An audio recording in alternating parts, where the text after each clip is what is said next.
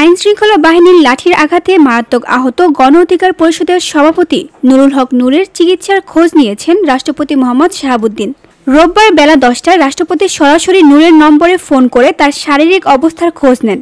এ বিষয়ে নিশ্চিত করেছেন গণ অধিকার পরিষদের গণমাধ্যম সমন্বয়ক আবু হানিফ।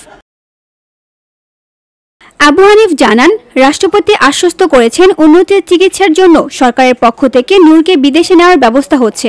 রাষ্ট্রপতি নূরের ওপর হামলার ঘটনায় তীব্র নিন্দা ও গভীর দুঃখ প্রকাশ করেছেন এবং এ জঘন্য হামলায় জড়িতদের দৃষ্টান্তমূলক শাস্তি নিশ্চিত করা হবে এই মর্মে আশ্বস্ত করেন। তিনি দ্রুত নূরের আরোগ্য কামনা করেছেন। শুক্রবার সন্ধ্যায় নয়াপল্টন এলাকায় জাতীয় পার্টি ও গণ অধিকার পরিষদের নেতাকর্মীদের মধ্যে সংঘর্ষ হয়। এক পর্যায়ে গণ অধিকারের নেতাকর্মীরা বক্স কালভার্ট সড়কে তাদের দলীয় কার্যালয়ের সামনে অবস্থান নেন। সেখানে নূর গণমাধ্যমের সঙ্গে কথা বলার প্রস্তুতি নিচ্ছিলেন। এ সময় সেনাবাহিনী ও পুলিশ সদস্যরা নূর ও তার সহকর্মীদের লাঠিপেটা শুরু করে।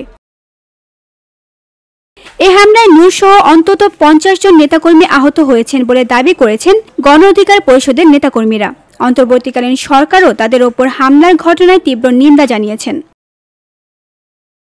BOD Bangla news desk.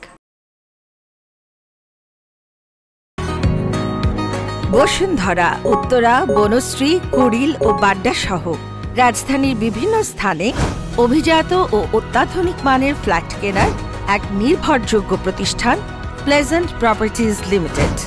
তাই আপনার স্বপ্নের আবাসনের জন্য আজই যোগাযোগ করুন।